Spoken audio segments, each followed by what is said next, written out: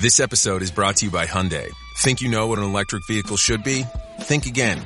From the charge time and range in the Ioniq 5 and 6 to the 601 horsepower Ioniq 5N, Hyundai is redefining what EVs should be. Learn more about Hyundai EVs at HyundaiUSA.com. EPA estimated 303-mile driving range for 2024 Ioniq 5 SE SEL limited rear-wheel drive and 361-mile driving range for 2024 Ioniq 6 SE long-range rear-wheel drive with fully charged battery. Actual range may vary.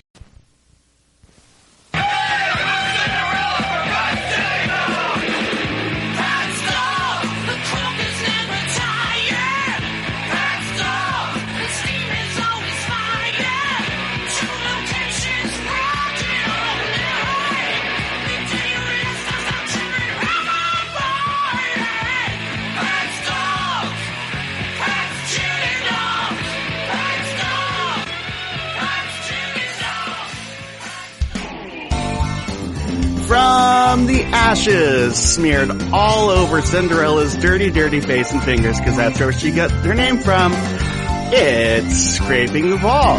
I get it. I see what you did. That was Jimmy. And Audrey's over there. Hold on. There it is. This is the podcast where we watch straight to video Disney sequels and we talk about them. And Jimmy likes them slightly less now that he's not drinking anymore. And that's really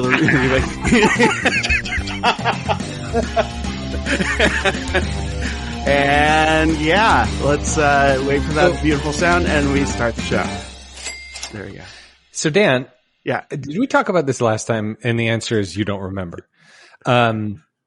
Cinderella is a nickname, not unlike E.T., right? The extraterrestrial, right? People call E.T. extraterrestrial. Mm-hmm. Cinderella is a nickname given by her wicked, evil stepmother. Oh, by the way, it's a mean nickname too. It's like, what's her real name? Her it's like Becky, Stephanie, or something. I don't know, something French. It's anyway. So it's her nickname, and they call her that. I have to say this because I'll forget.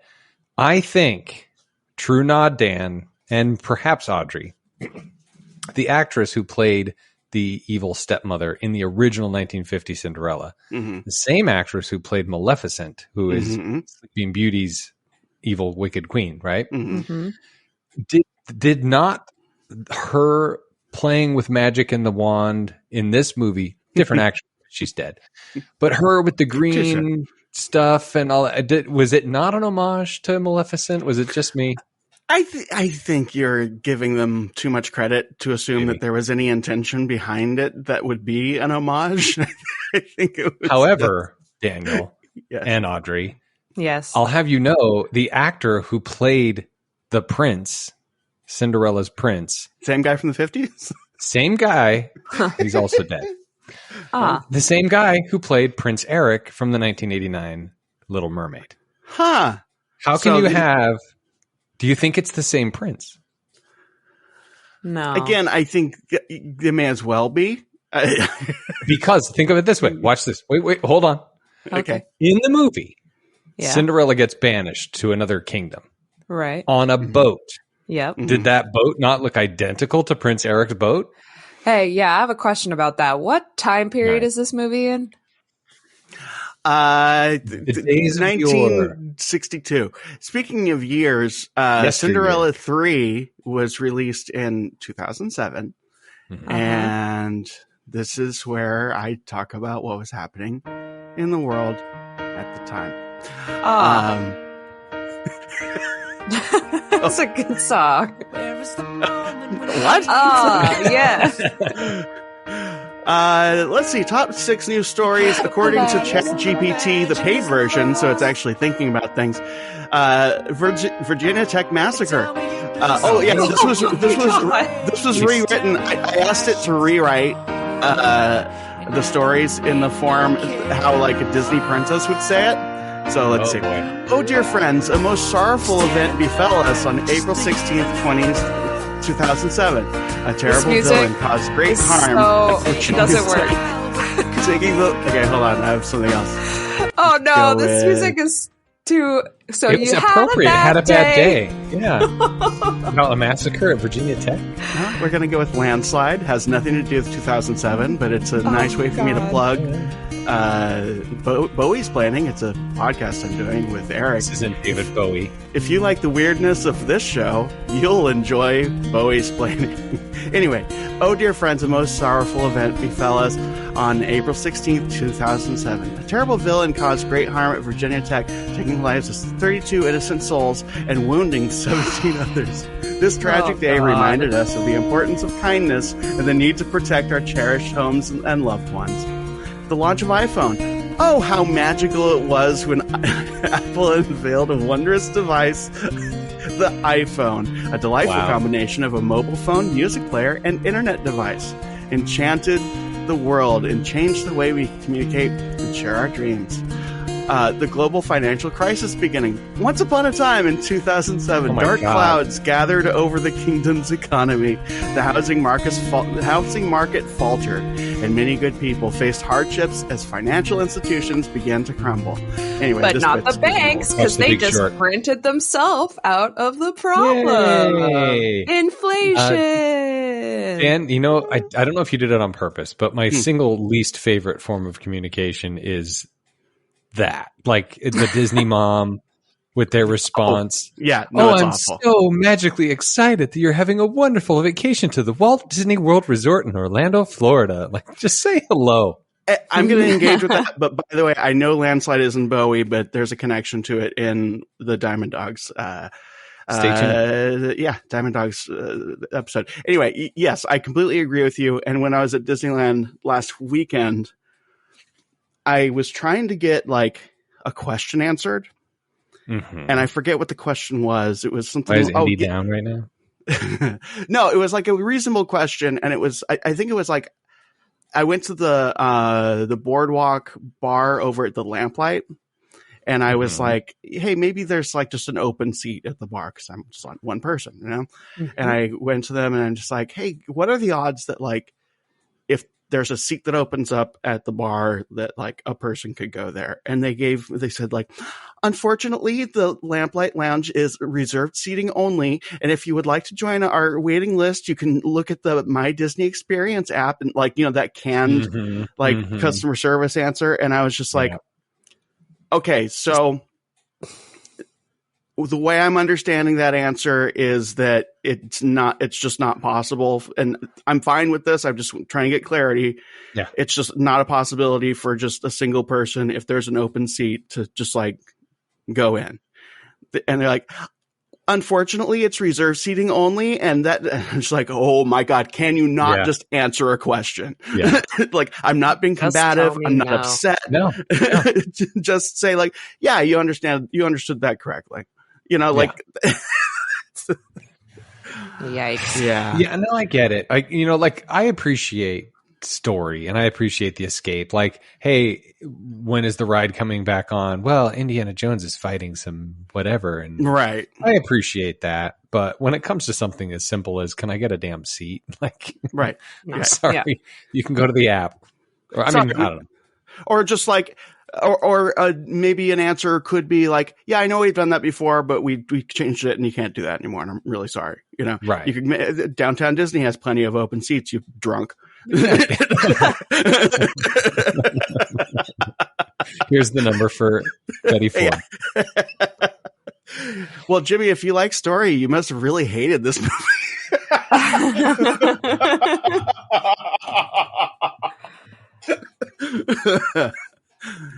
Yeah. Audrey, what did you think was going to happen in this movie? Let me tell you. All right. Cinderella 3. Cindy becomes jaded by living with Prince Charming and needs to go back to her roots. She's still Cindy from the Cinder Block. Get it? Cindy from the block. I love it. She uncovers that the kingdom has been exploiting people and creating laws just to find them guilty. Like I just finished reading Atlas Shrugged, and I'm sorry. The biggest line in that book is like, "I will break the motor of this world." So the prince says, or Cindy says, I'm not quite sure who's going to say the pivotal line, but the line is, "I will break the glass slipper of this world." Oh. Yeah. It's going to be so good, you guys. We're going to cast. Who's going to play the prince? I don't know yet, but the princess will be played by Ariana Grande. Yeah, that's right. Oh, I'm so I'm sorry.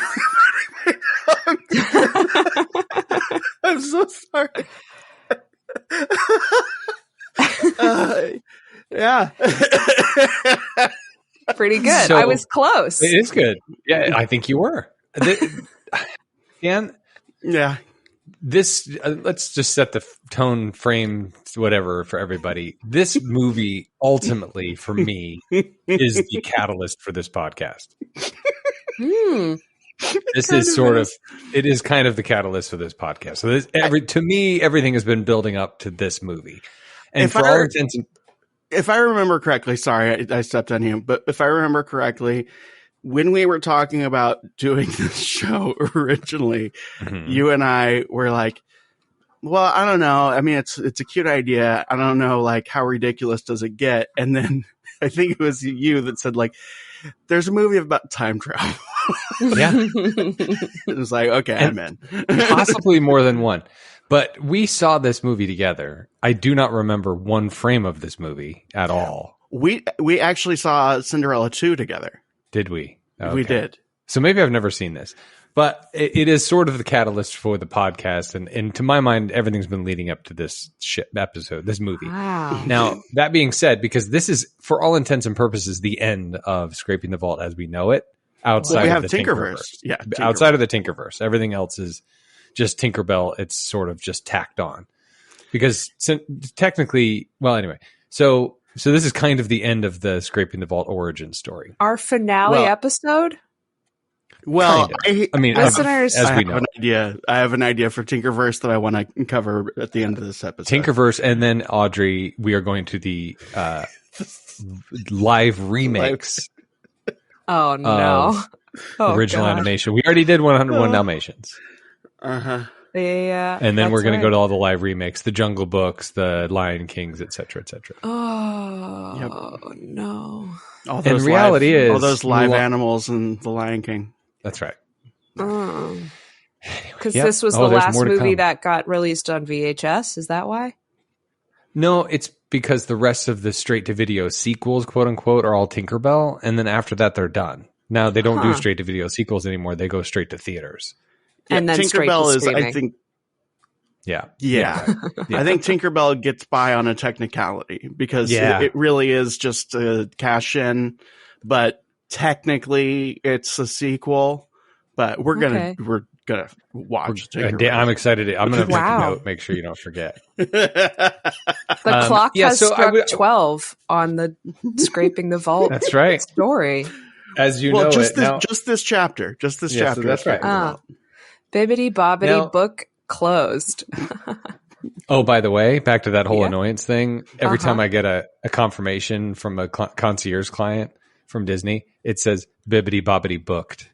Oh my gosh. Yeah. At some point you can just say things, like reservation confirmed. Right. Like I would almost, I kind of respect the like magic and story a little bit more if it's just like, yeah, okay, cool. When you get here, it will be magic. But right now, your credit card has been approved. It's like the welcome home thing. Like welcome home, like at the vacation clubs and stuff. Like, I don't know. I appreciate it. Whatever. Anyway. Dan? I appreciate the idea. It feels empty to me. Have a magical day. So, okay. This movie, was it the best straight-to-video sequel? I thought it was fairly good. I think it was the best. I had no notes. I have no notes. I think you're both crazy. Listen, Dan. Let's take Princess Mononoke. Let's take Princess Mononoke out of it. Let's take your David Lynch, Stephen Lynch. Oh, I still think about that. Whatever it is, Lynch. Take Mulholland Madness out of this. Of all the movie sequels, we used to rank them, by the way, a long time ago. I think this is the best. Okay, Return of the Jafar may be the best. This is This is the next top. best. This is a top. This is up there for me. It kept my attention. That's what I'm saying. It has schlock value. I'll give it that. They all have have good voice schlock value. talent, Yes. good animation quality. They did a good job trying to mimic the 1950. Did you watch the first part of this movie? It's sure not did. good animation. They did a It's good not job bad. trying to imitate the It's 1950 bad. classic. It's bad. Compared to the rest, It was consistent style wise with the old one. Yeah, for sure. yeah, that's what I'm saying. I'm just saying. I mean, sure. They're I like think the voice talent was really good. They did a good the job. voice talent's fine. I think that, but I think that okay, yeah. I guess we can give it a pass in that animation style. They probably looked at it and they're like, "Hey, you look how like smushed and flat everything looks. That's cheap as hell. We could totally do that." Yeah, was it hand drawn? No, probably. I don't know. Who Seemed like knows? it. I feel like some, especially towards the beginning. I will be fair. When the animation looks good, it looks very good. But there are moments where it's just like, I think I'm watching like something through a cable filter on another. Like it just doesn't look good. It look like there are frames that are skipped. The Sure. quality's bad. Okay, well, it wasn't the Australian studio anymore. Australian studio. Well, for a long time, these movies were made in Australia. Wow, crikey. I bet our friends Cheryl and Sheila would have something to say about that. Hey, you sound like one of them. I've been working on my accent. Okay, one criticism. If you're gonna make a musical, Only one? make a fucking musical. Yeah. Or Where's the big numbers? Yeah, Why- it starts with a why musical number, which was not a bad song. But if you're going to make a musical, you Make can it a watch musical. Cinderella 3, right? Yeah. On A Disney Twist in Plus. Time. Twist in Time. Were you Oh, wait high till you- when you watched it? No, I was fairly caffeinated. But that doesn't... I had just dropped my family off for 4 days, so I was feeling pretty good. that Home explains Alone. it. That's it. That's Emotionally it. high.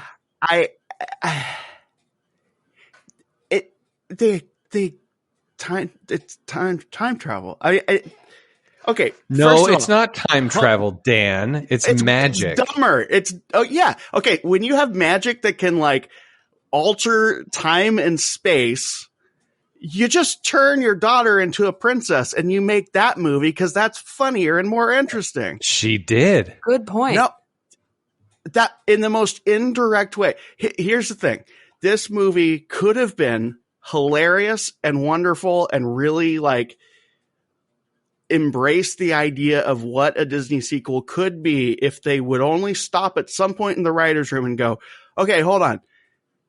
Mrs. Tremaine, Madame Tremaine, whatever her name is, if that's even her name. Lady Tremaine. That is your real Lady name. No, lady, according to me.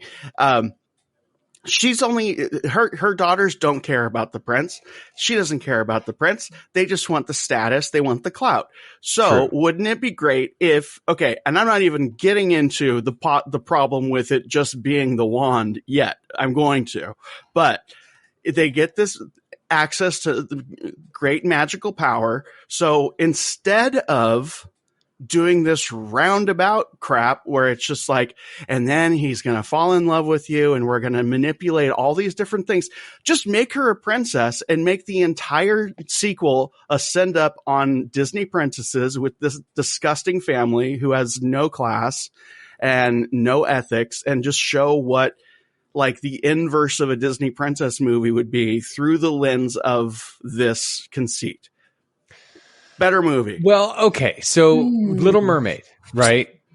The witch, Ursula, the sea witch, turns herself into a princess and hypnotizes the prince. Same actor. So you don't even need the prince. Just like, in fact, turn this family, have this be this like parallel princess universe. Cinderella is still a princess, but like whatever, we have access to magic now. We can make our family a princess royal family, and let's see how that goes. Let's see how this absurd family. You gotta have Cinderella though. You gotta have the mice. Yeah, she's still there. She's still there. Like, and you could tell a parallel story of like, here's this normal princess life, and then cut to, okay, now here's Princess Anastasia, who's like throwing stuff against the wall constantly.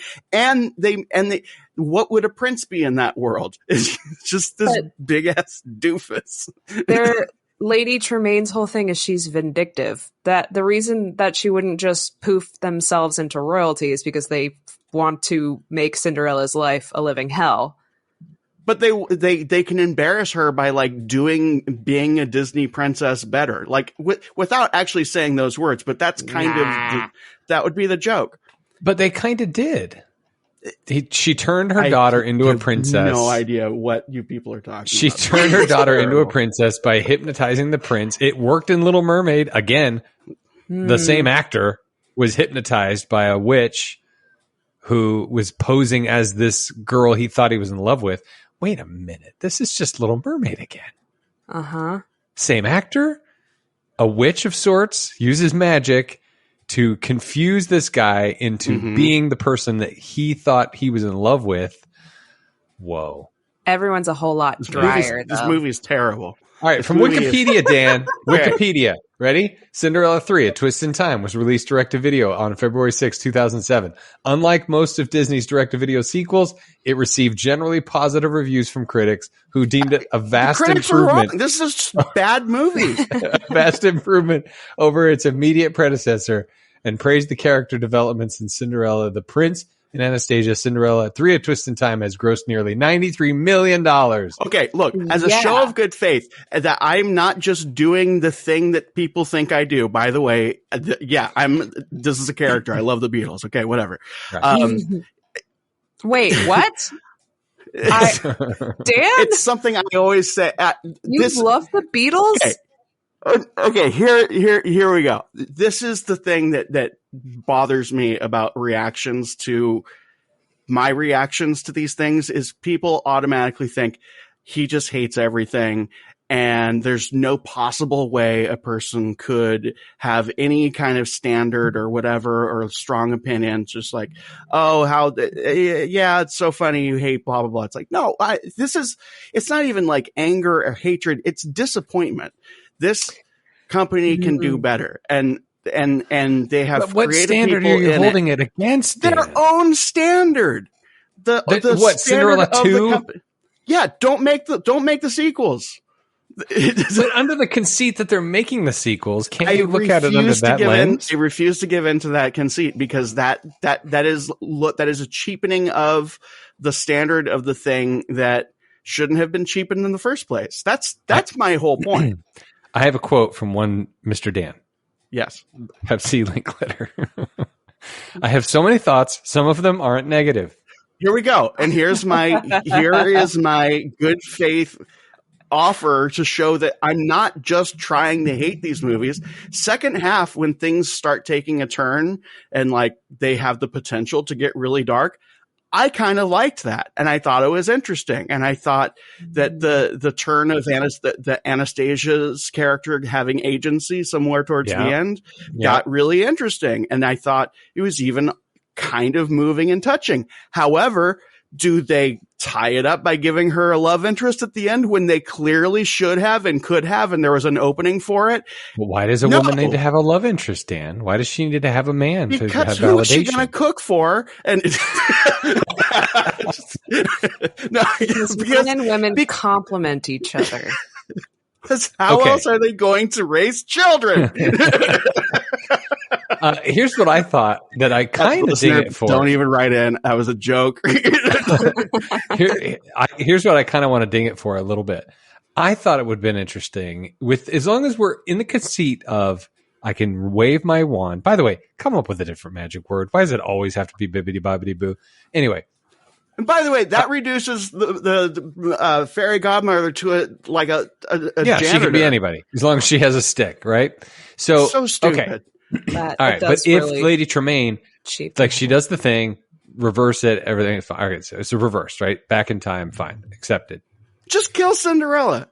Well, okay, fine. Let's not go that dark. But what I was going to say was, if you have the thing and then it like big cake and there's mess everywhere and she makes a mistake, do it again, like Groundhog Day this, right? Like, oh, let me try that again. That would have been interesting to make the different choices. Funny. You know, been funny. Like, oh crap, not again, and go back and kind of reboot.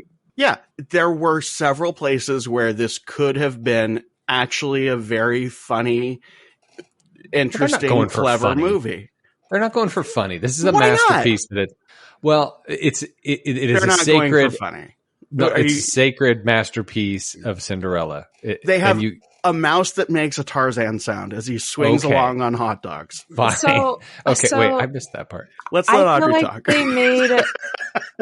It's a funny movie. They made it too funny because I think the original Cinderella is even more romantic, and there's like some humor, but not like the whole in-jokey thing. Like, oh, nice musical number, by the way, wink. And movies just get more and more like that as we get closer self-referential to modern times. Yeah, there's nothing just it. Yeah. This is, I feel like 2007 was the start of it, where they just started being even more like, oh, smarmy in joke, you know? When you have it, yes, and I agree, Audrey. And when you have a 60-minute runtime, it feels like everything you're doing is taking a lot of time. And I noticed like there's some Tom and Jerry moments with like Lucifer and the mice, and they're circling around, and then one gets pulled in and pulled out. It's just like you're just wasting time. We're not continuing the plot in any way. What are you trying to do here? I appeal to children, but what I want to say as an overall thesis of this story, Dan, is the point they're trying to make, I think probably not as effective as they should.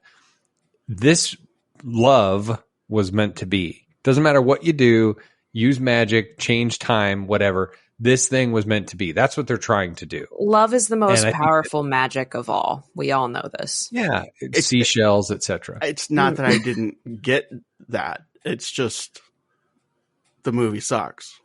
Okay. So, but back to the point. If we're trying to make the point that this love was going to be no matter what, then going back and Groundhog Daying the thing, trying. I'm totally in on that. Yeah, and then at the end they still end up together. It doesn't matter what you do; they're going to end up together.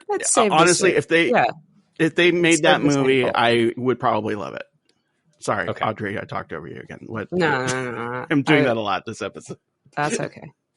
So just skip right to medieval times, or yeah, let's go. Let's go. Let's go over the plot, and All right, here we go. I've recently acquired a jester's costume. Should I wear that to medieval times? Yes. You're not allowed unless you do. Okay. Backstory, listener: we are going to medieval times together, and we are going to Knott's in the same day. That same day, and we're going to get all you can eat, and we're going to get front of the line. I just transferred some drinking money that I saved that I've been saving. Transferred over so I could spend like a drunk, but I won't be. Okay, so guys, here's the thing: it's been a year since Cinderella married her royal prince. Both of them head to the forest. They're singing a lovely song. It's a perfectly perfect day. How did she not get pregnant already? Like, shouldn't they have consummated the marriage? Audrey, it's been a year. Their child is 3 months old. Okay, where's the kid, though? We don't see it. Well, they're rich. Somebody's taking care of it. Okay, well, the kingdom needs an heir. All right. And if you're going to get married to the prince, you have royal duties, and that is producing offspring. So come on, Cinderella. Chop, chop. Everyone's watching. Sheesh. Chop, chop. Okay, so the song is perfectly perfect. Having a perfectly perfect life. I did not like this.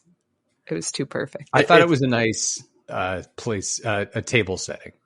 I guess so. And I found it ironic that they were singing this perfectly perfect song while there's like Hanna-Barbera ass animation right in front of me.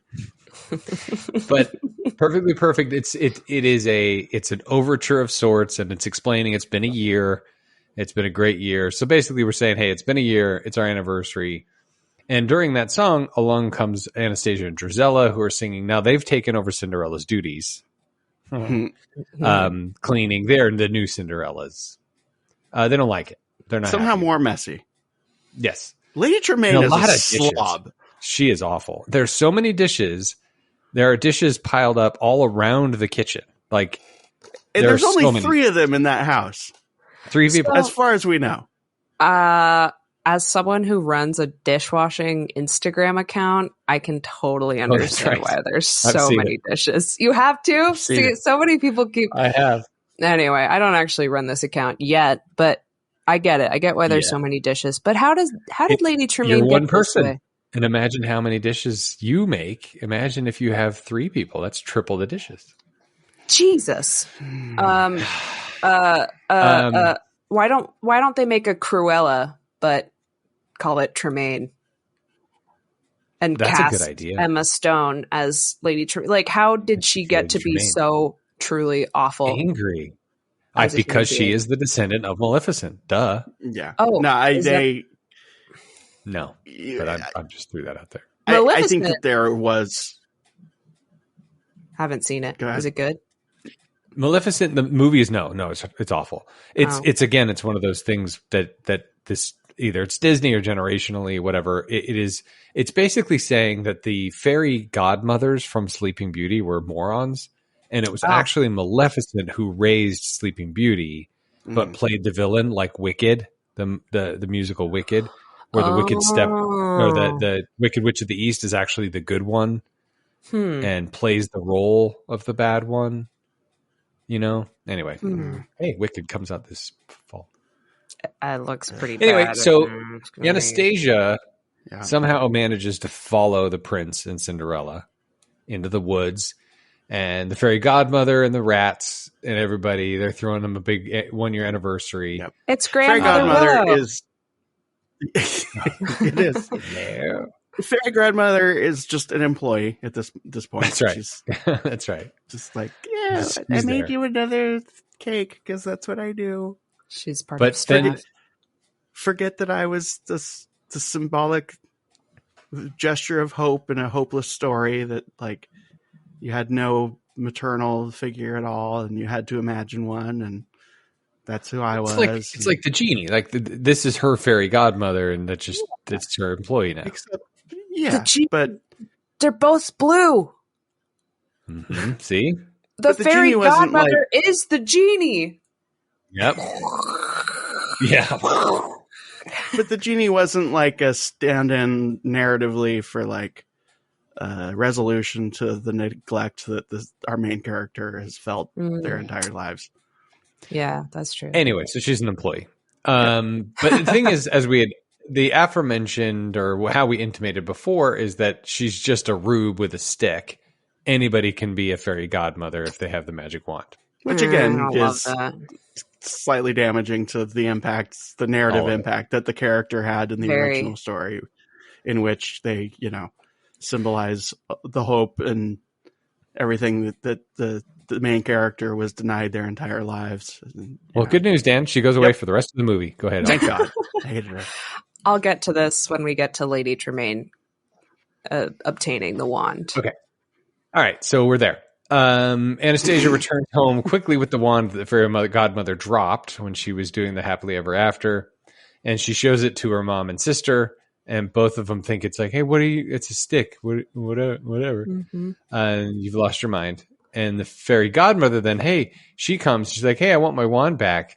And accidentally, Anastasia without it, I serve no purpose. I have no purpose. I have no function. Can't do anything without a wand. And Anastasia is like, the wand store is closed, Well, like Ollivander was he's probably dead by now. Anyway, so Anastasia turns the fairy godmother into a statue by accident. Right? Yes. And Lady Tremaine's like, ooh, that's all it takes. And then she's like, I'm going to turn back time. And Cher comes out. Yeah. And So- undo Cinderella's happily ever after. Go ahead, Audrey. I don't think that she'd say something like, that's poppycock. No one can do magic. This is stupid. I'm a muggle. I don't believe in magic. Thank you. Thank Or you, Audrey, something. for going there. Like, how? You mean Yeah. Tremaine would. Tremaine. Oh, she went just right there accept- because she's yeah, an ancestor of Maleficent. Duh. It all Okay. fits. It all All fits. right, She that knows magic explains exists. Same actress. Anyway, I agree. I think it would. Okay. Assuming we go with the trajectory that the movie already has, which is stupid, I think that it would have been more interesting if Lady Tremaine has at least like 3 hours to consider whether this magic thing is actually no, this magic. is mere seconds. Mere seconds. Mere seconds. Because she sees her stupid ass daughter turn this magical being into a statue with a flick of the wrist. So she's like, hey, And I could do that. And her the first very- thing is, go ahead, Dan. Yeah, the very first thing she does is not, I'm going to give myself a bunch of money. Let's see how Well, this kinda. works. Kind of she does. She's like, hey, in the I'm going most to make Cinderella's life indirect way miserable again. possible. Yeah. Kinda.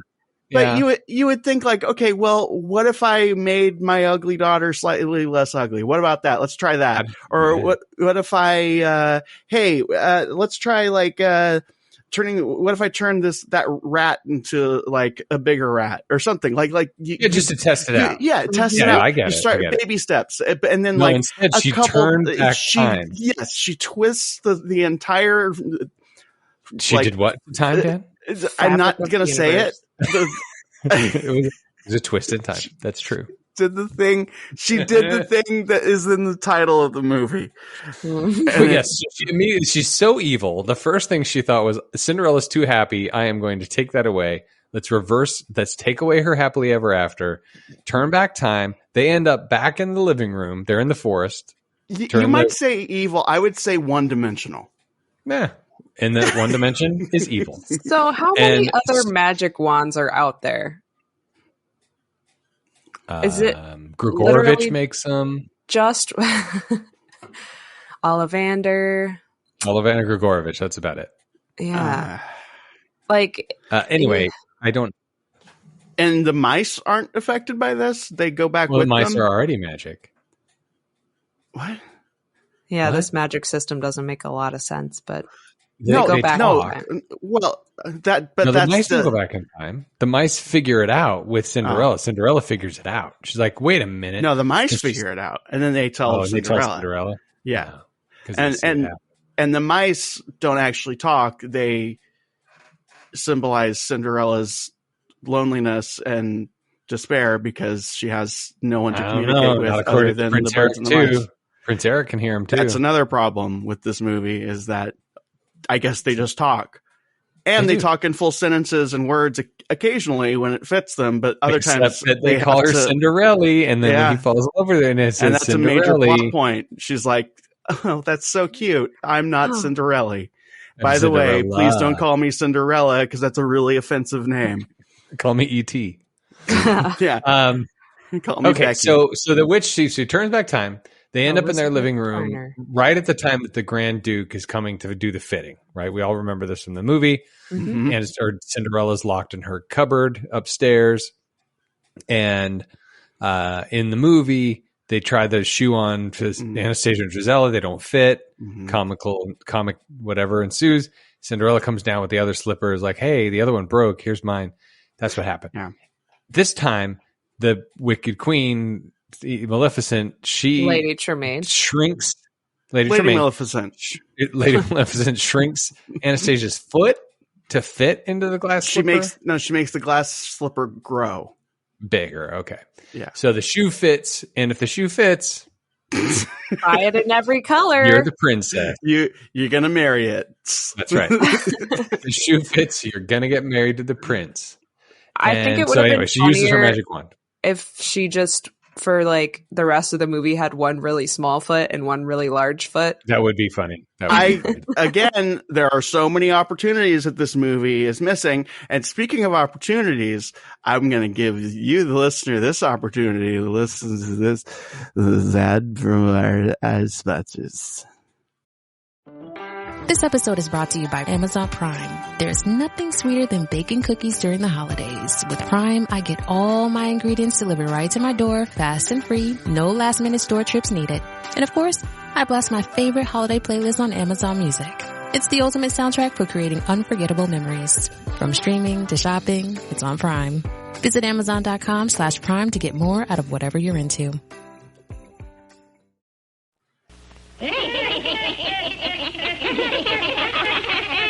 Poor Cinderella. She couldn't go to the ball until she cleaned the sink. Now Cinderella had it tough. To have no babbo made it rough. She worked harder than a dog. But she couldn't get rid of old sink smog. So sad, but she didn't have babbo. So sad, but she didn't have babbo. Too bad, she could only wish she had. Brighter, brighter babbo.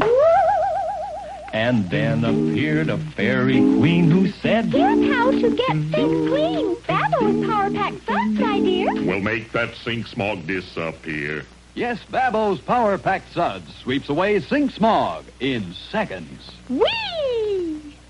No more drudgery. It's Babbo for me. That's why so many, many, many my brighter, brighter babbo. No sink smog with Babbo. And we're back. Hello. Hi. So, Audrey, there were a couple things to your point. Mm-hmm. One big foot, one small foot. A lot of this movie, she's wearing a glass slipper, and you can hear every other step is the glass tinkle on the ground. Funny. That's hilarious. There's a lot of that. Okay, so Cinderella gets word from the mices that this is all happening. She comes down. Anastasia's now off with the Grand Duke to go marry the prince, and Lady Tremaine's like, I don't care what you do, I don't care where you go, but you stay away from the palace. And then she breaks the glass slipper that Cinderella had. Oh, she's a meanie. So it's the opposite of what happened in the original movie. Mm-hmm. Yeah. And Cinderella's very sad, and she feels very full of despair. And yeah. Why does the green one not get any attention? Why does the green stepsister get shafted? They both suck. Drizella. Because if you remember, Audrey, in the sequel was about Anastasia. This is actually a continuation of sorts of that movie. Oh, man. Anastasia's looking for love, and now she finds it. So technically, there's an arc. Yeah, I don't remember the second movie at all. I tried. I think very hard. So I think Drizella's supposed to be like, I mean, if we're going to give Anastasia any kind of character arc, we need like the foil for the villain to be like, yeah, you get him, boss. You know, like, I mean, I'm not saying that any of the choices, and I don't think any of these choices were good. But I think that the reason to keep Drizella awful is to make it so that it's not just Lady Maleficent. Basically, Drizella keeps her from being Maleficent, if I'm being really honest. Huh. Yeah, but it would just Drizella's kind of mean, like constantly calling her sister stupid, and she's just a foil and jealous. Yeah. She's jealous ultimately. Anyway, also, so the movie's bad, so that's also a reason. So Lady Tremaine leaves, and then Jacques and Gus they go to Cinderella, and they sing "More Than a Dream." When she sings it, they try to cheer her up. I love their shapes. One of them is circle, and the other one is triangle. Yeah, there's always a skinny one, and there's always a fat one. That's what happens with the sidekick. And Anastasia should have found a similarly shaped person by the end of this movie. If you watch the credits, there's like a little nod to that. That's a big if. Is there? Yeah, if you make it to the post-credit scene, give me a call. I was waiting for it because I thought, we're going to see, now we get to see our resolution. Here's a chance with all the stupid pictures. But Did I miss something? I mean, genuine question. Did I? There was a post-credit scene. What year did the Avengers come out? They put Anastasia in the Avengers? Oh. No. But now that Iron would be Man a was crossover. 2008. Audrey, 2008 was Iron Man. This is before Disney owned him. Okay. Hold on, did they actually include a scene after the credits of Anastasia Nick Fury fighting a comes dude? to Anastasia? Sorry, two questions were happening at once. Yes, there is a post-credit scene, Dan, but it's like literally 5 seconds. And is it Anastasia possibly finding some kind of love? No. You're just going to have to watch the movie. I refuse. All right, fine. Back to the plot. Sorry, I was going on Disney Plus to watch this post-credit scene. Anyway, so the mice are like, Cinderella, Prince, he knows you danced with him, and we're going to go to the palace. We're going to convince him that they danced together. And then we go back to the Step family. They're at the castle, and the prince is sword fighting with his dad. Sorry. Real sword stand. Actual metal. Dirty. And then, sorry, I can't not picture it now, and it's hilarious. Oh God, fan art. The king talks about how he was immediately smitten with his wife. She died. Yeah. Oh, I'm going to continue. Hold on. Are you finding the scene? I'm trying to. She dies because she turned into a seashell. And is the prince an only child? I'm joking. Yes. I mean, so maybe she died really young. By the way, these characters have names, right? This is Prince Philip or Stefan or King Stefan. No, he does not have a name. He's just Prince.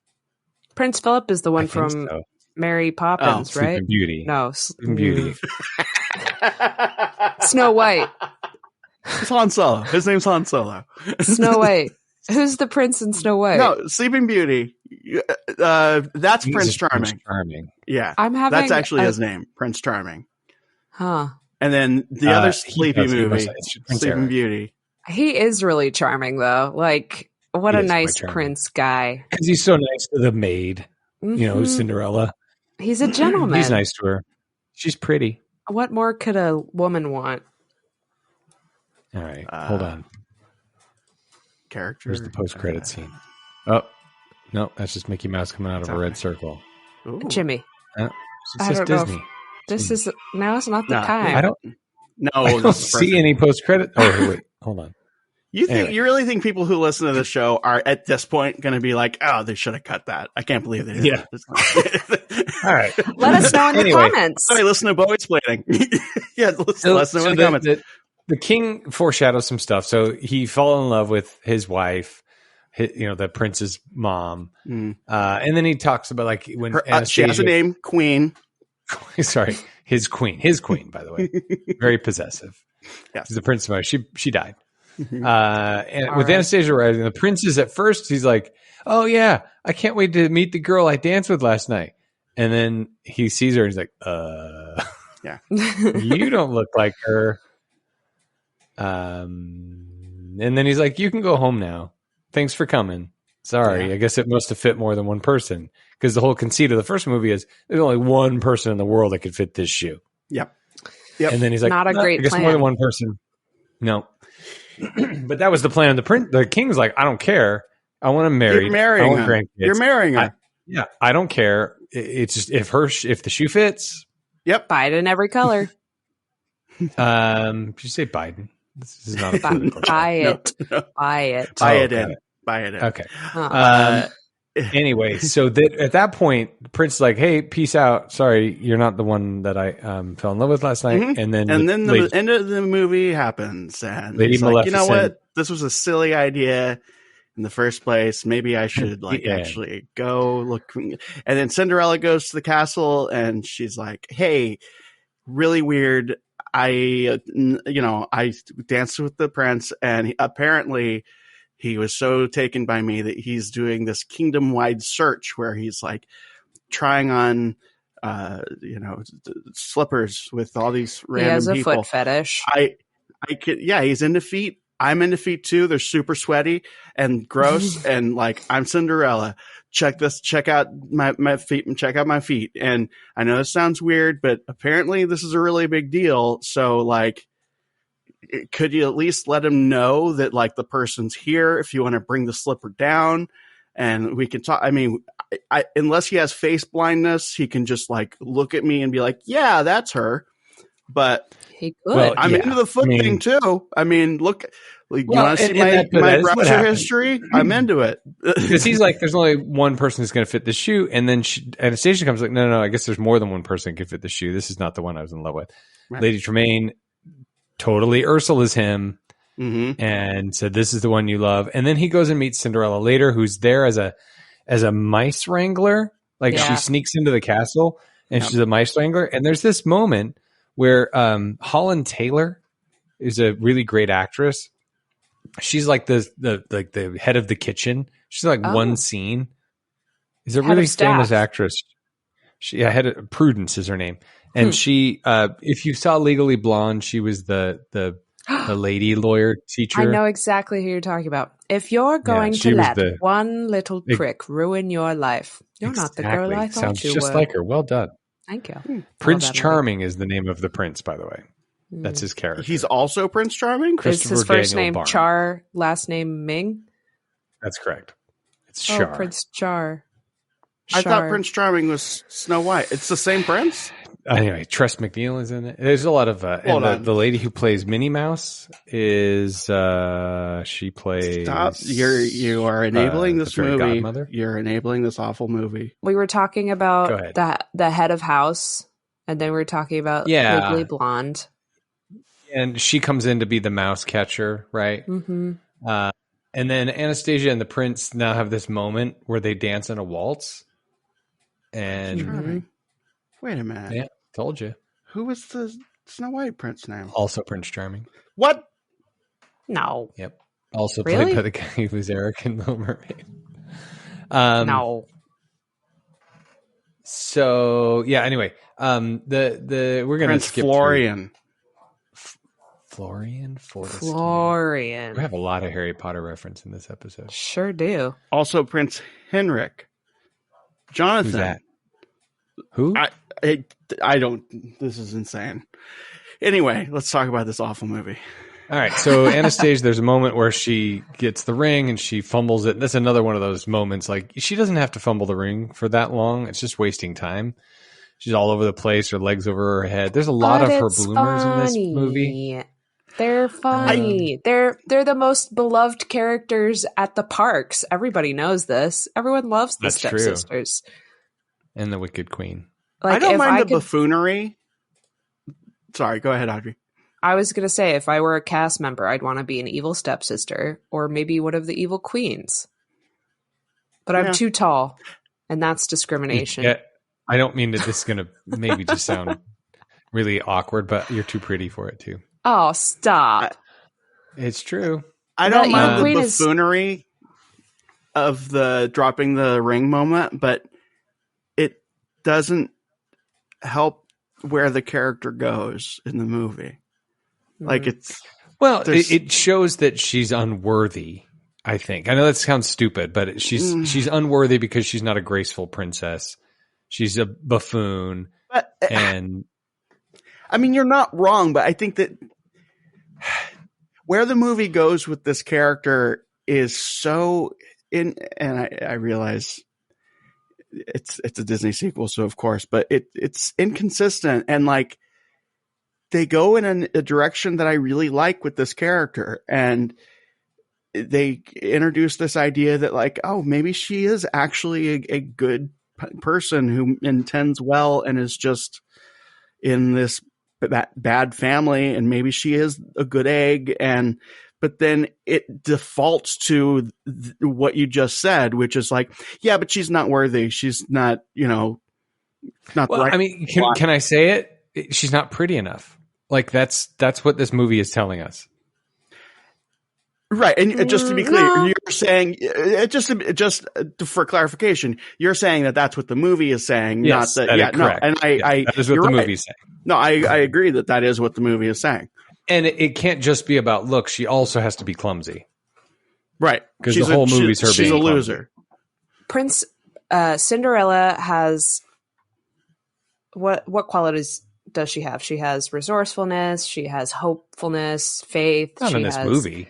She's soft spoken. Like these are. She's got grace. She's thoughtful and kind. She's good to all animals. Knows how to keep a house. Whereas like the other girls, they're lazy. They're bumbling. I mean, I think about it in like any partner that you want in your life. Like, do you want to have a liability or do you want to have an asset?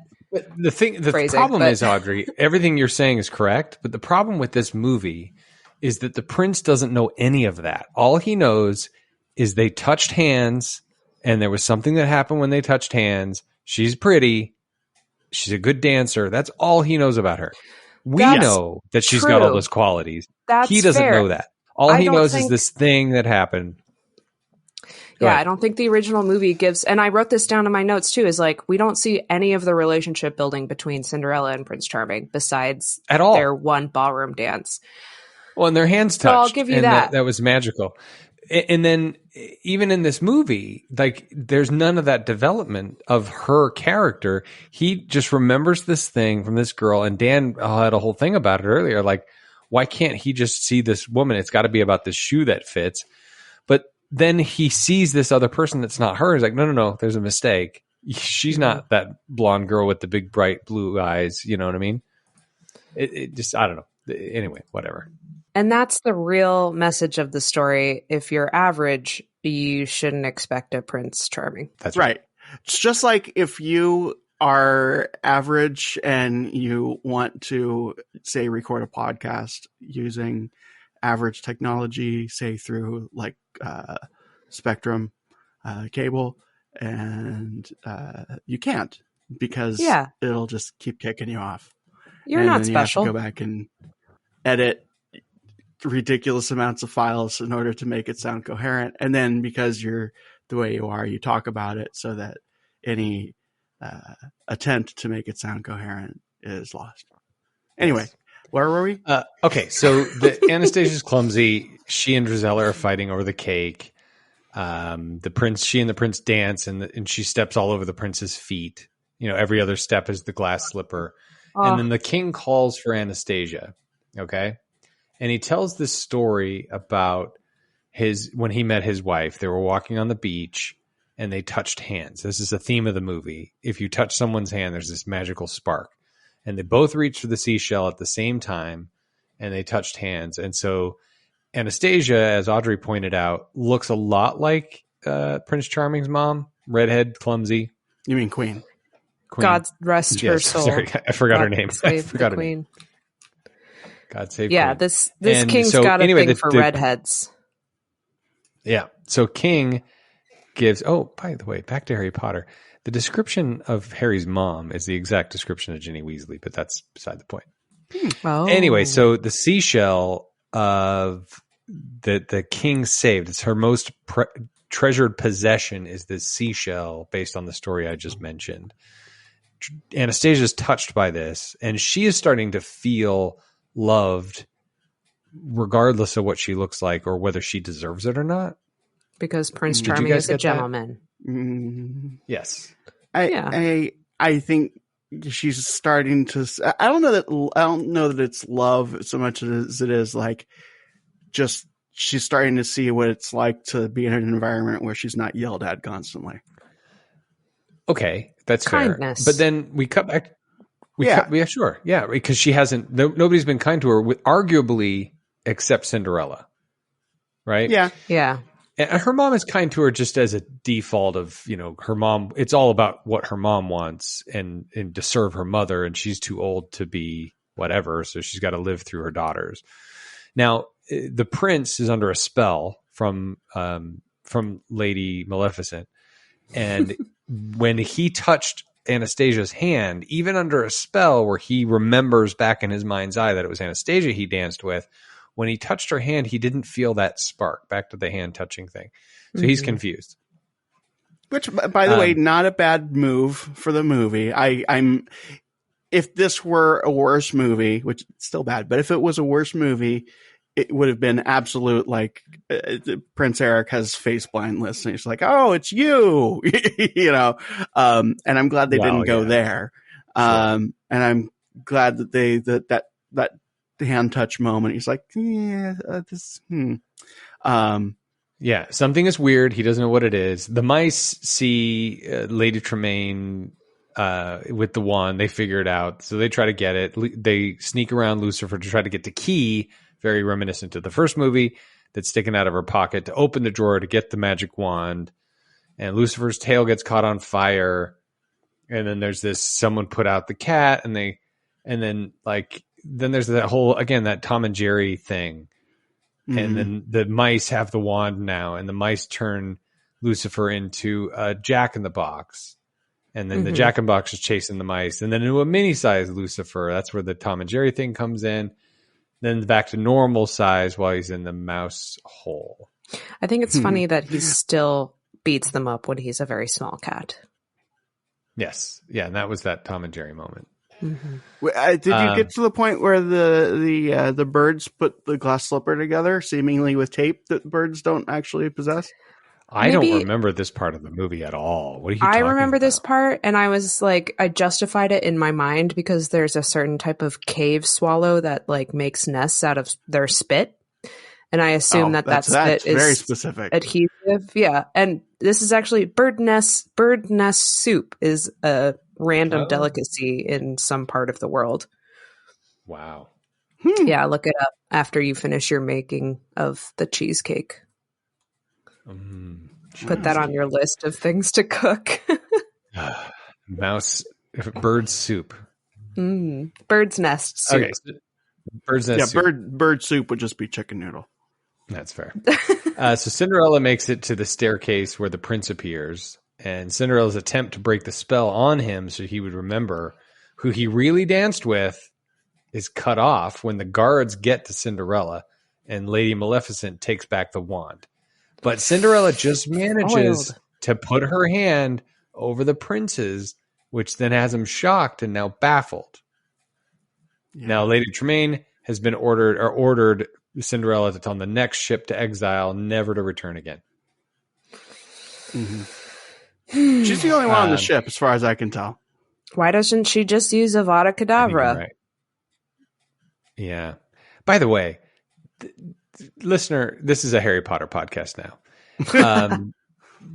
There's 7 books in this series, and there are 2 versions of these 7 books.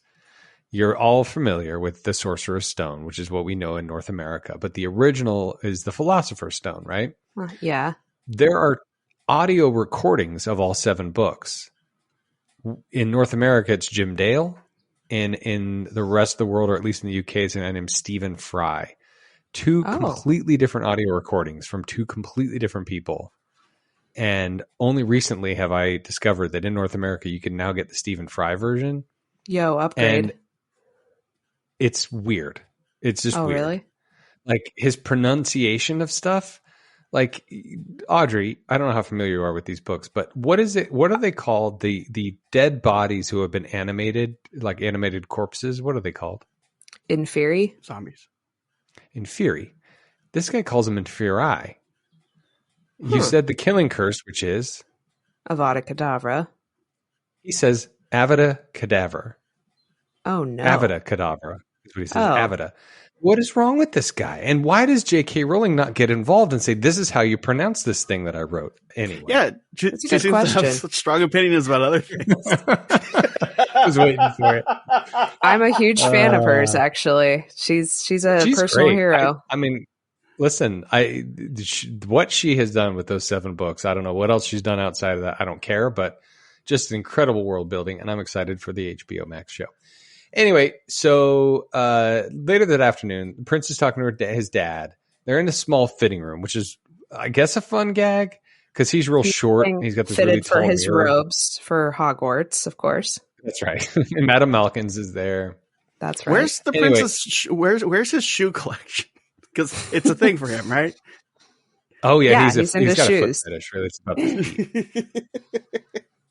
But anyway, so the mice perform the song called "At the Ball," where they explain to the prince, who can understand the mice, by the way, Mm-hmm. that he danced with Cinderella and that he's under a spell, which causes him to hurry out of the room. And then he confronts his father. He's like, you can't leave. And he's like, I'm leaving. And the prince is like, or the king's like, you can't take one more step down these stairs. He's like, okay. And he jumps out the window. That was so all of a fun. sudden the prince is interesting. Yeah. Yes. And by the way, a wonderful opportunity was missed by the mice, where they could have said Cinderella is under a spelly. Aww. They did not. Oh, yeah. That's and so good. Another kind of fun moment during that thing where they're talking about Cinderella and who you really dance at the ball. And they're speaking in mice, which he can understand, but they're talking really quickly. Maybe and it's because he was hit with oh, magic. I under. Yeah. Well, so then he's like, oh, no, I got nothing. That's what he says. I think he says the words, I got nothing. Because he doesn't actually understand them. It's funny. Anyway, so real quick, the prince then finds out that she's been banished to the thing on the ship, and so he gets on his horse, and he rides his horse out of the kingdom, and stuff and things. Oh, and wait, hold on. You're missing the part where he thinks it's a good idea to jump off of a cliff with his horse. This was That's so right. reckless. The horse just shatter. Nope. Oh my Yeah, god. the horse said nope. Oh, but before we get to that, Lady Tremaine banishes Cinderella, and she turns a pumpkin into a coach. But a nice little juxtaposition, because she's the ancestor of Maleficent. That coach is an evil pumpkin with barbed wire vines. But this is after the prince returns to the castle with Cinderella that he's rescued from the boat. She banishes Cinderella twice. And in this moment, she's actually getting sinister and doing the stuff that she should have done at the very beginning, which is just all right, F it, I'm killing this girl.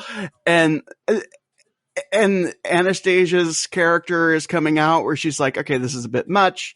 And at this moment, I'm just like, oh, this movie's actually okay, first half absolutely sucked, but I mean, aside from how did she know that pumpkins were a thing? Okay, whatever.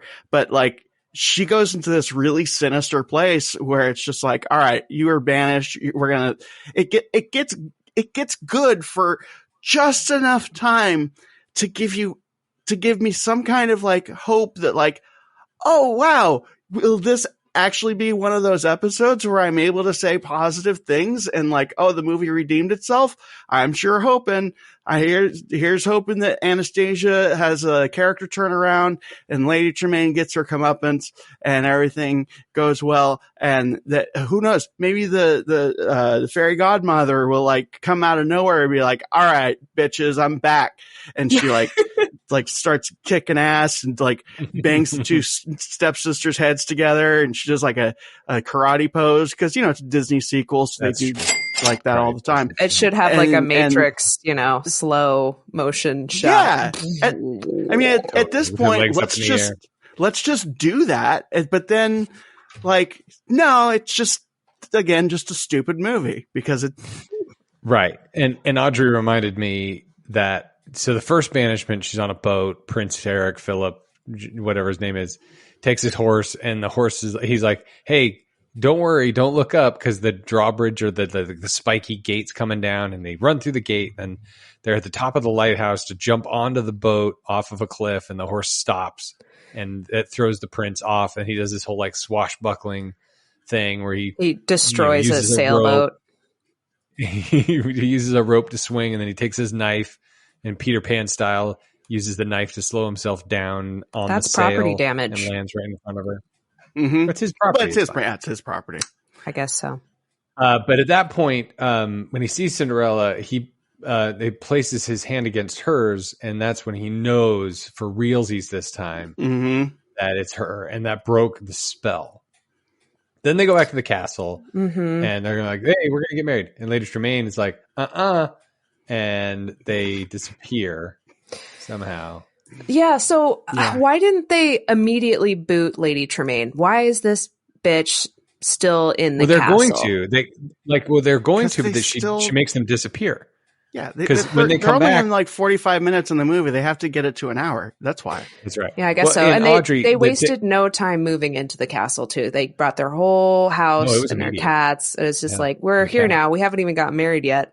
And the king hilariously has had this like up and down emotion thing the whole movie. Like one Yeah. moment he's screaming red faced, and then the next moment he's like, this reminds me of my wife. And it's like, Yeah, oh my that's true. gosh, dude. He's got blood pressure issues, Audrey. But I guess so. Yeah, so when after the boat thing, Cinderella and the prince come back and they tell the king, well, we're seeing it from Tremaine's vantage point, basically saying, hey, they put a spell on me, and then Lady Tremaine makes them disappear with the wand. And then she's like, if he wants Cinderella to marry, that's who he's gonna get.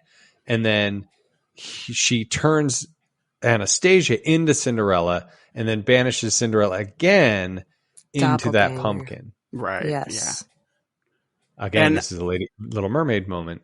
And I liked that Anastasia at this point was just like, yeah, I really want someone to love me and not, I mean, clearly he's in love with Cinderella and like, yeah, I don't love that, but like, this isn't cool.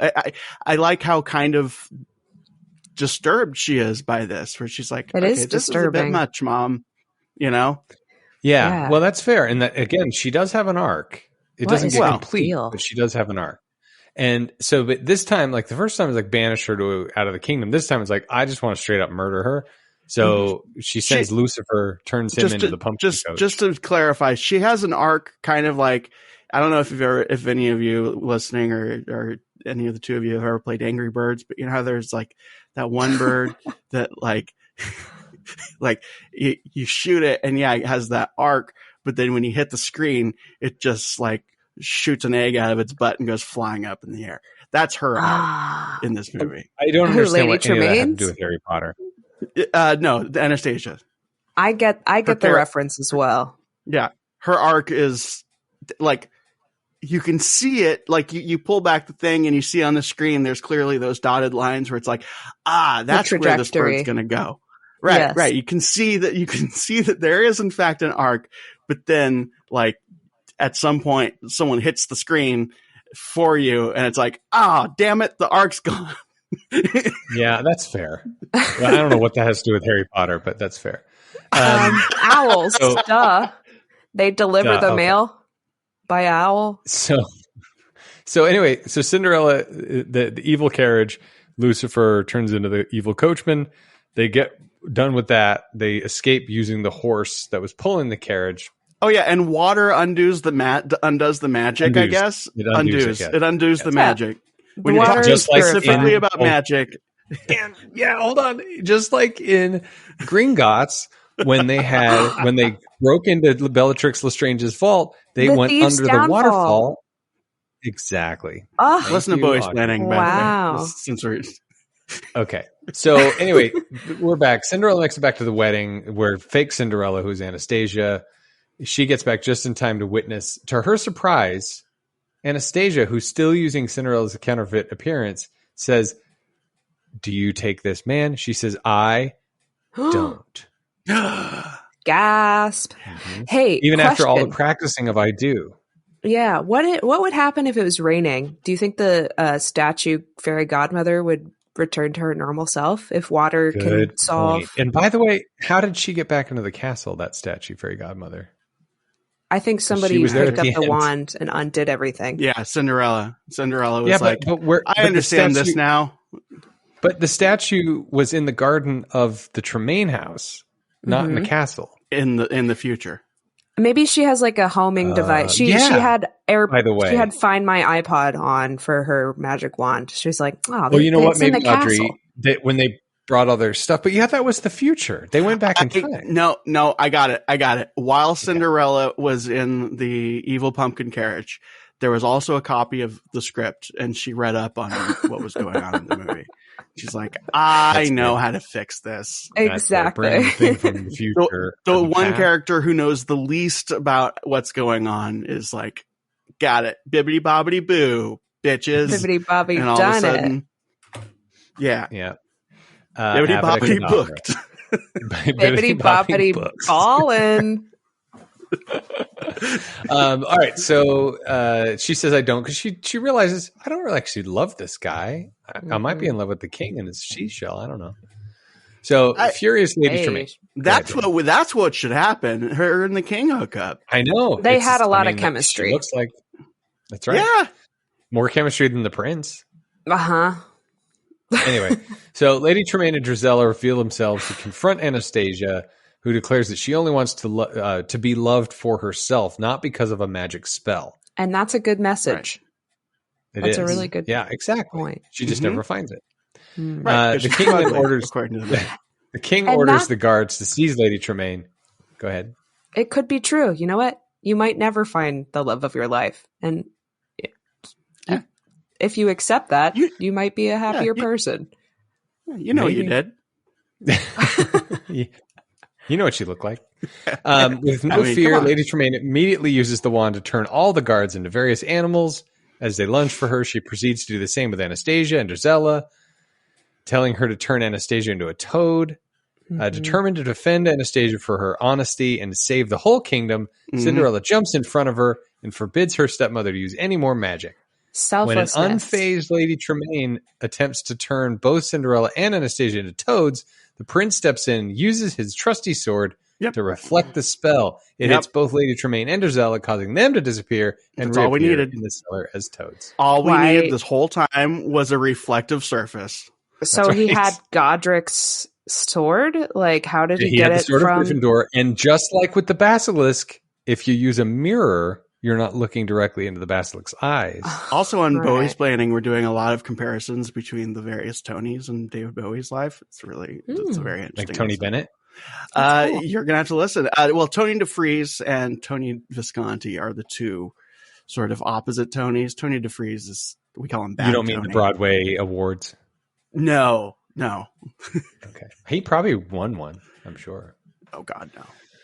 Okay, almost done. So Anastasia reunites Cinderella with the prince. Then she picks up the wand and transforms herself back to her normal, ugly appearance. And she gives the wand to Cinderella, who forgives her by thanking her. And the two reconcile, putting their animosity firmly behind them. Both Cinderella and Anastasia bring back the fairy godmother from her stoned state.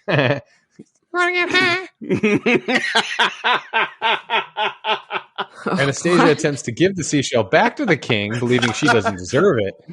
Only for him to let her keep it, saying everyone deserves true love. Unless you're Anastasia and in this movie. That's right. The fairy Does godmother. Everyone deserve true love? It totally sets it up. It does. It's like T-ball. You put that ball on the tee, and you're like, Anastasia's gonna knock this one. She's at least gonna like lightly tap it, and it will roll towards the pitcher or something. But if history's any indication, she sees like a reasonably good-looking guard, right? And she sees him from across the room and they fall in love. That's just how that works. Like they give us not even a little hint, not even the faintest little shard of a hope that we're going to get some resolution with Anastasia. Instead, it's just nothing. It's just, here's this character who has growth, who like, let's reward her by, maybe she finds someone who, kind of a no-go too. Okay, cool. Like, she can find a shape similar to her, as it often happens in these movies, because that's what love is. You find somebody who is drawn in the same style that you are. That's right. Correct. Now, to finish up, the fairy godmother's like, hey guys, do you want me to put it back to normal like it was before? And they're like, what? Nah. Well, they never knew before. This was the most confusing thing ever. Okay. Yeah. What's the point? Like we got a happy ending. Doesn't matter. Should it? I don't know. I mean, those people spent a whole year together, and they might have grown. They might have had the happiest year of their lives, and now they've just Audrey, erased it. Here's the point, though. These two people did not know that existed. These two people only have known each other for a day. They didn't know they had a year. Yeah.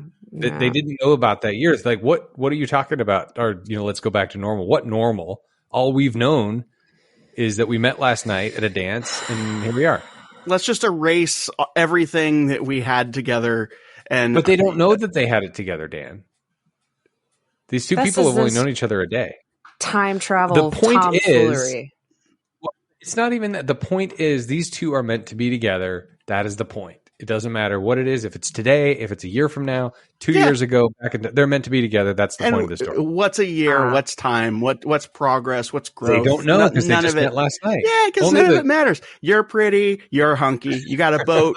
I got an ugly stepsister who's going to be alone forever. Let's point and laugh at her, make fun of her. We could throw rotten food at her and be like, let's. You have any plans tonight? Just kidding. You're ugly. They wouldn't do that. They're good people.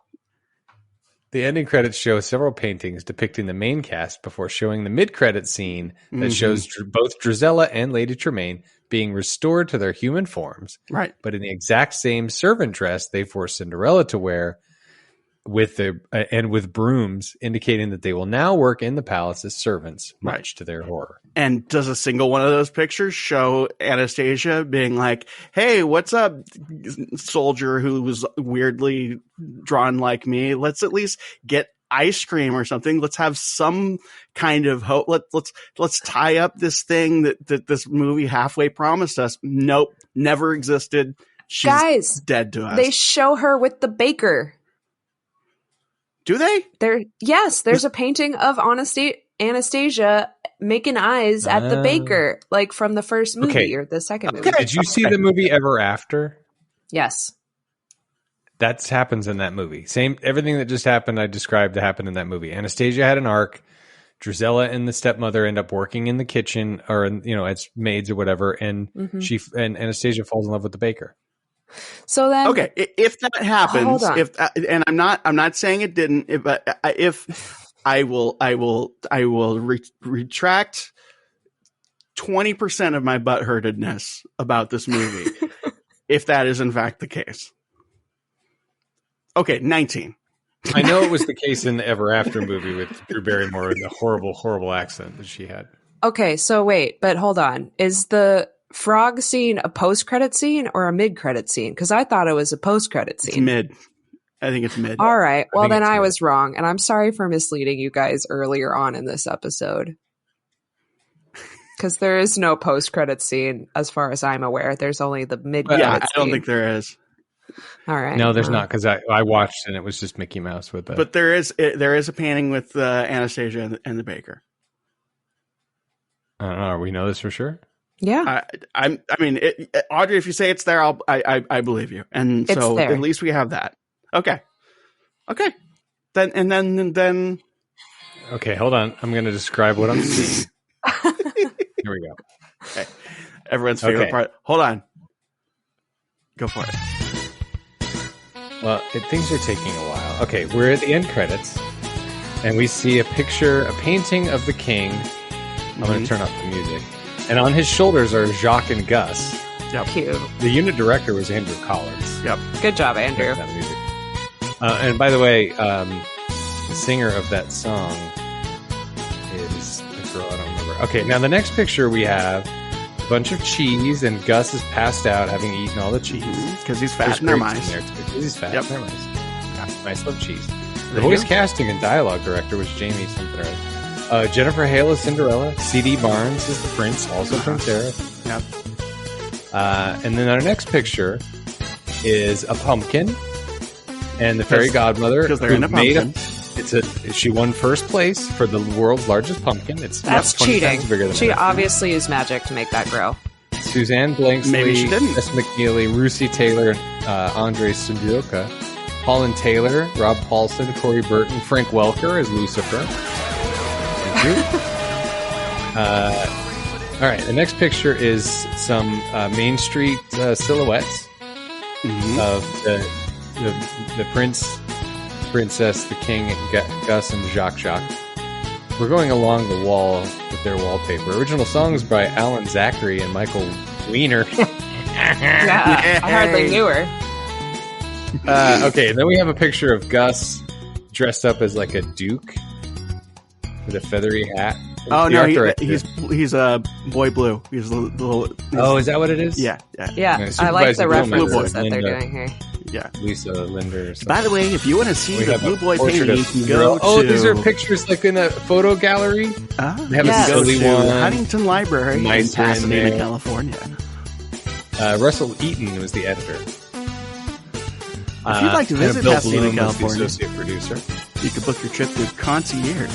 856. Our next picture, we have Cinderella and her prince in a heart in a frame, and we cut to black. To where then you see in mid credits 2 frogs who now turn into the. Oh, they're outraged because they had to wear brooms. I see no picture of bakers, Audrey. What? It's a blatant lie. No, it's like the first one. It's like a picture of. Oh, I missed it then. Okay. Let's do it. Am I hallucinating? Oh, by the way, Dan, while Yeah. I'm looking for this, Yeah. I feel like I'm while being we're gaslit. watching this movie, while we're watching this movie, you know what beer we're going to drink? It's from Parliament Brewing Company. You know what it's called? Cinderella? Slipper. Cinderella's Revenge. I was And guess closer. what kind of beer it is? It's a blonde. It's a pumpkin. Of course. Pumpkin yam. Cinderella famously loves her pumpkins so much. Yes. I mean, by the way, could we at least at one point in one of these damn movies have Cinderella be like, it's pumpkin. You know how much I love pumpkins. Like, have it actually be a thing for her. Instead, it's just a thing people are constantly choosing for her. It's like, there's so many other like gourd vegetables. Why not a squash? Why doesn't you know what would be appropriate is if the prince's name was Gordon. Yeah. I mean, and they called him Gordon. That's so good. Mm-hmm. That's so funny. Anyway, so this beer, this beer is it's got 7.5% ABV. Ooh. There are 42 ratings of this beer on Beer Advocate. But the by the way, Beer Advocate, keep fighting for the beer. Thank you. This is one of the reviews. Subtle spice doesn't hit you over the head. Nice. That's how I feel about this movie. Okay, here are the credits. Directed by Frank Pisson. First picture, Audrey. First picture is a picture of a reasonably sized, reasonably attractive baker holding out a cupcake to Anastasia, who is sitting with her. If we were on video, you could see this picture. She's kind of blushing. She's being presented a pink cupcake to match her dress. I knew it. Redeemed. Redemption. How did we miss that the first time you watched those? Is he the same shape as her? Turned it immediately off. Is he the same shape as her? He's more rotund. Yeah. He's a little more rotund, but does he have a comically weird nose like she does? Of course. And then it's he's true a little love. rotund. He wears all blue. She wears all pink. Perfect. It's meant He's to a boy. be. He wears blue. Yep. She's a girl. She wears pink. Yep. Let's. All right. You guys, Dan or Audrey, you tell us what we're going to eat. And then Dan, music, I'm going to AFK. You're not going to see it. Who's hungry? We're having panzanella, a twist of lime. So it's going to be Chipotle.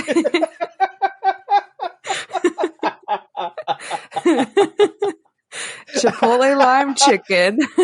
Well done. Hint of lime tortilla chips. I unironically love those. They're so good. Bread salad. That's what panzanella is. A side of Nutella. And then for dessert, key lime pie. All right. We're going to listen to his Anton Webern Concerto for 9 Instruments. Whoa. Yeah. So the reason I picked this is Anton Webern was a dude who made music that, and I'm just going to paraphrase my friend Derek, who kind of introduced me to this composer. He would make music for the express intention of drawing you in closer and closer and getting you more interested, only just to slap you with his dick.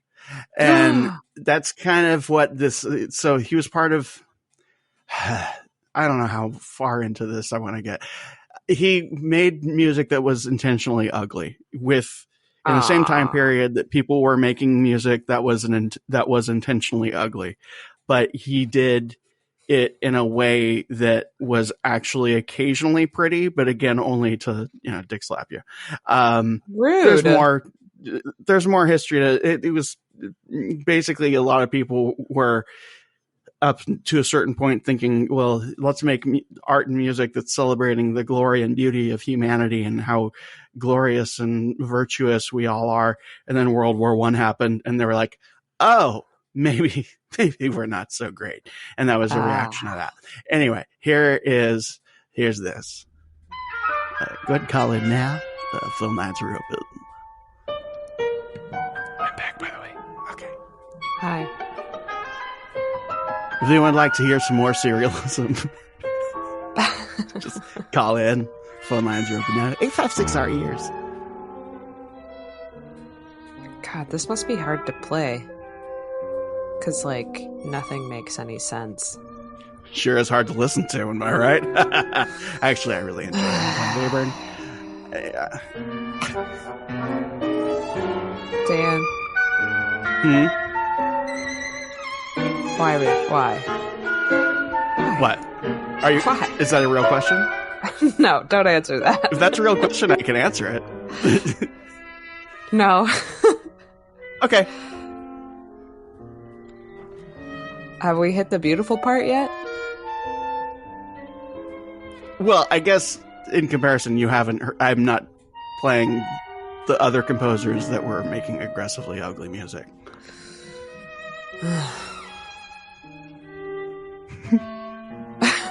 I'm gonna need just to sit in a dark room after this and just weep a little, I think. I mean, it is telling that this is considered comparatively pretty compared to some of the other things that were going on. Look, I'm not going to be that douchebag who's going to argue that atonal music is actually really lovely and everyone should love it. It's not. But again, that's the point. And I think if you, I'm only willing to be that douchebag for Anton Webern because he actually did some interesting things. But having said that, I completely understand that reaction of okay, what's happening? This is awful. And I think just in case anyone is interested in any sort of explanation, where they ended up playing, these composers ended up playing with dynamics more than notation, where the notes themselves don't matter, but you could have So you could still create a movement or a motion or a character arc, for example. I see where you're going without using the traditional tools that you would expect to hear. So once you throw notation and key and tone out the window, it's what do you have left? Well, it's just dynamics. And couldn't that be the thesis statement for all of these movies? This entire podcast? When you throw quality and just take all the story key important notes out. Yeah, just throw it out and just figure out a way to take money from the rubes. That's funny. All right. Wow. Yeah. Well done, Dan. Thank you. Okay, so Dan mentioned concierge. We plan vacations for people. Concierge are going to be together. When does this come out, Dan? As soon as I can get it edited before our trip. What you're about to talk about. All right. So if you're listening to this immediately upon release, then you can find us at Disneyland on June 10th and 11th. Mm-hmm. On June 12th, you can find us at Knott's Berry Farm. Audrey, Dan, and myself. Let's go. And that night, June 12th, you can find us at Medieval Times. We'll be fighting for the Blue Knight. The Green Knight is a scoundrel. Oh, yeah, that guy. Oh, that's right. Tinkerverse, Dan. Tell us about the Tinkerverse. Here's what I am proposing. How many Tinkerbell movies are there? 72? What? Hold on. Keep talking. Okay. So I'm going to have summer break coming up. You are going to have summer break coming up, Jimmy. Yes, in terms of like your kids. I don't know how much that a week now, man. What's that? Kids have been out of school for a week. Oh, that's right. So, and Audrey, I know you work a real job, and your schedule would be the hardest one to work around with this, but it's doable. What if we set aside a day and we watch these movies in that day? A marathon? Yeah, we did talk about that. We did talk about that. Should we like in together or like on Zoom? I mean, the main thing is that we do it in one sitting. If we do it on Zoom, that's fine. But if we do it together, that would be just Jimmy, you flying out to San Diego. And if that's something you want to do, something I want to do, something that's feasible, I'm not sure. But before we do that, I do have to throw a wrinkle in this. Yeah. We have The Little Mermaid Arrow's Beginning comes before Tinkerbell. And then we have Tinkerbell, and then we have Tigger and Pooh and a musical too. Oh. And then we have Tinkerbell and the Lost Treasure, Tinkerbell and the Great Fairy Rescue, Tinkerbell Synchro to the Wings, the Pirate Fairy, and then Tinkerbell and the Legend of the Never Beast. So we have 1, 2, 3, 4, 5, 6 Tinkerbell movies. Yeah, I say we do it all in one day. Maybe not record the full episodes, or maybe we do record the full episodes, like in between each one. But maybe not like as long as the episodes are. Maybe we can cover like every 2 movies we record, or everything. Like, but the point is to reach peak exhaustion. I'm gonna really miss not drinking, and to just really like. I mean, it's the closing of the chapter for the show. I mean, let's really punish ourselves for taking this project on. I mean, bring it on. I like. Yeah. I'm going to counter. I do too. I'm going to counter that, Dan, by saying let's do Little Mermaid, Ariel's Beginning. Right. Just regular style. Regular, and then we do Tinkerbell, regular show, and then we do Tigger and Pooh in a musical too. And then we do the remaining 5 all at once. Oh, because that's the release order? Yes. I'm all for it. I like this idea because it's like suspenseful. You know, we get like this tiny little tease of what Tinkerbell might be like. Then we forget about it when we watch Pooh, and then we punish ourselves. And here's another idea that we might want to add in. We can have a different guest for each of the Tinkerbell movies, and that way, and they will have no context. So like whoever the third guest is will have no context for why we are the way we are at that point. Oh, that's interesting. How does that work? Like, I don't know, we can figure it out. Yeah, we can figure it out. But I think that it'll take some planning, but I think it's what we deserve. In so many ways. It's all the listeners who are angry at me for apparently hating everything. It's what I deserve. It's what the listeners deserve in a positive way. So if I'm doing the math correctly, this movie comes out in June, or this episode comes out in June, right? And then we can figure out that stuff like on the back end. But no, I'm thinking about physically being there. Oh, I see. So I'm just working the math. So June is this one, July is Little Mermaid, August is Tinkerbell, September is Tigger. So we could do the October before we get to the dealer's choices. I could make it out there for October. Dog's barking. Yeah. We could totally do that. Let's work on it, and let's figure out what that means. We'll circle back. It's going to be bibbity booked. Should we be kind and do the thing? Yeah, we should. Which All right. kind Do of you have any more? dark line. Do I have any more things that you want to talk about? Who we talked about all Jimmy. the other podcasts on the network? Also, other shows, Supreme Resort, Ears Up, Bantha Milk, the other thing, and also a very happy 50th birthday to Eli. Happy birthday, Eli. Happy birthday, Eli.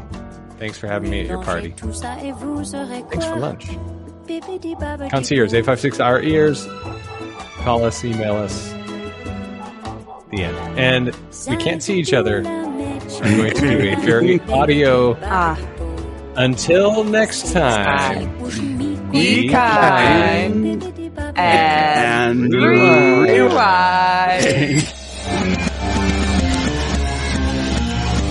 Abracadabra! Expelliarmus! Oh no, Harry! We used the time turner, and now we've gone and meddled with time where we shouldn't have.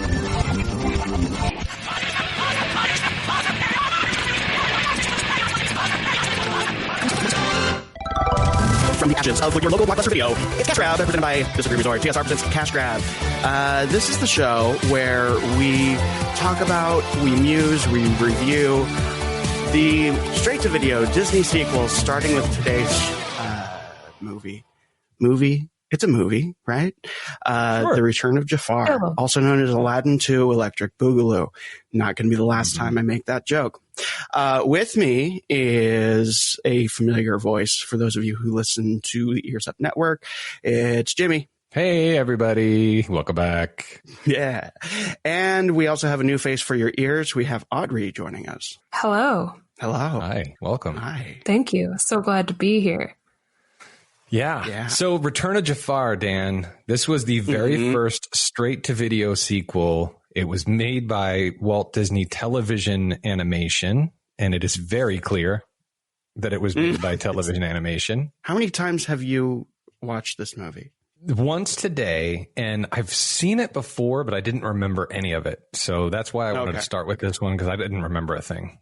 And I even wrote down what I thought it was going to be about, and I was partially correct, but that was just kind of logic, right? But anyway, so this was the first straight-to-video sequel, and that's why we wanted to start with this one. But we thought Cash Grab would be a fun show to talk about these lesser-known sequels to these animated classics, and we talked about our format. So first what we're going to do, scrub that floor, then wax it, and then if there's time, you can go to the ball. Scrubbing, waxing, once doing the floor was hard work. Then came Mop and Glow. Mop and Glow cleans and shines at the same time. Just damp mop and the floor is beautiful in minutes. Once upon a time, a beautiful floor was hard work. Now you can clean and shine with Mop and Glow. The next best thing to a fairy godmother. Don't cry. Give this a try. Shippity shappity shoot! Now you need a little more love. Boopy boop boop boop boop boop. And a prince.